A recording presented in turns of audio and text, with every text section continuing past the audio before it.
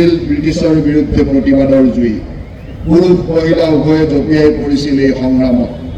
দেশৰ স্বাৰ্থত বহু লোকে প্ৰাণ আহুতি দিছিল আৰু বহু লোক চিৰদিনলৈ ধুনীয়া হৈছিল।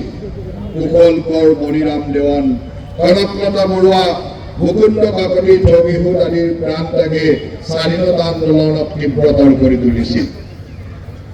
অসমত পুৰুষৰ দৰে মহিলাসকলে ঘৰৰ চাৰিবেৰৰ পৰা ওলাই আহি এই স্বাধীনতা আন্দোলনত সক্ৰিয়ভাৱে অংশগ্ৰহণ কৰি দেশপ্ৰেমৰ এক নজিৰ সৃষ্টি কৰিছিল।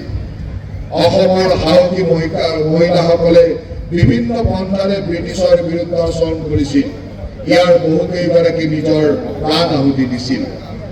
দেশ বুলিলে আদেশ নালাগে। শ্ৰীমন্ত শংকৰদেৱ গুৰুজনাই ভগ্নী ৰত্নাকৰত লিখি থৈ গৈছে, দেৱভাৱে নিশ্চিত গাঁৱে এই গীত, সেই ধন্য জন্মযাৰ ভাৰত ভূমি। ভাৰতৰ নৱজন্ম লোৱাৰ কাৰণ পাৰয় হাঁহি দিব যাৰ যেন প্ৰয়োজন। বাবে স্বৰ্গ মুখ্যপদ বৈকুণ্ঠ পায়, ভাৰত সমান কৰ্মভূমি আন নাই। নলবাৰীবাসী সদায় ৰাষ্ট্ৰৰ সেৱাত সমৰ্পিত।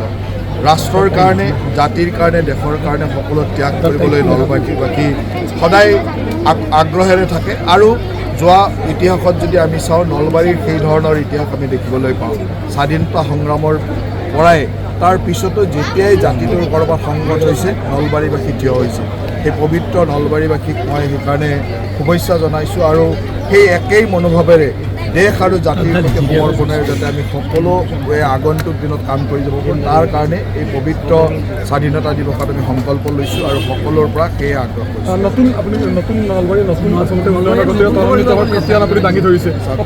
নতুন কামটো বহুতেই চলি আছে।